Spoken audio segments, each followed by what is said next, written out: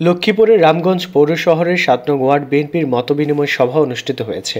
রবিবার সন্ধ্যায় রামগঞ্জ পৌর শহরের ৭ নং ওয়ার্ডস্থ নরিমপুর স্মার্ট একাডেমির একটি হল রুমে এই অনুষ্ঠান অনুষ্ঠিত হয়। আসন্ন রামগঞ্জ পৌর বিএনপির কাউন্সিলর নির্বাচনে ৭ নং ওয়ার্ড সভাপতি পদপ্রার্থী হাজী হুমায়ুন কবিরের সভাপতিত্বে এতে প্রধান অতিথি ছিলেন স্টার টেকনোলজিস বিডির ব্যবস্থাপনা পরিচালক, স্মার্ট একাডেমির প্রতিষ্ঠাতা মোহাম্মদ জহিরুল ইসলাম।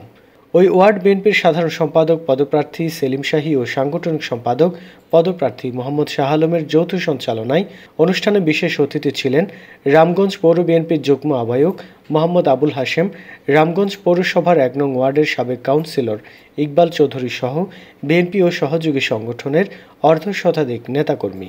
অনুষ্ঠানে বিএনপির পুরুষ ও নারী সদস্য মিলে প্রায় ২ শতাধিক কর্মীর উপস্থিতি পরিলক্ষিত হয়েছে।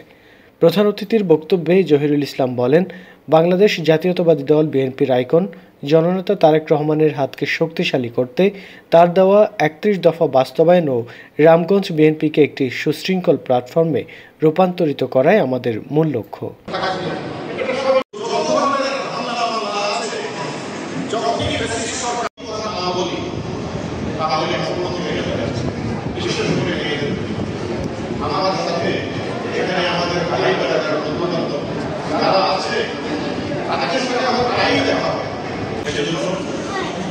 আমাদের খুব খুশির একটা দিন, অনেকেই হচ্ছে সবার বড় কথা, খুব খুশির একটা দিন।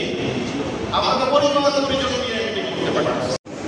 তার মানে একটা মেয়ের শিক্ষা কত জরুরি আমাদের জোর দিয়ে গেছে। মেয়েদের সাথে পুরুষের ব্যবহার নিয়ে আমাদের গুরুদেরকে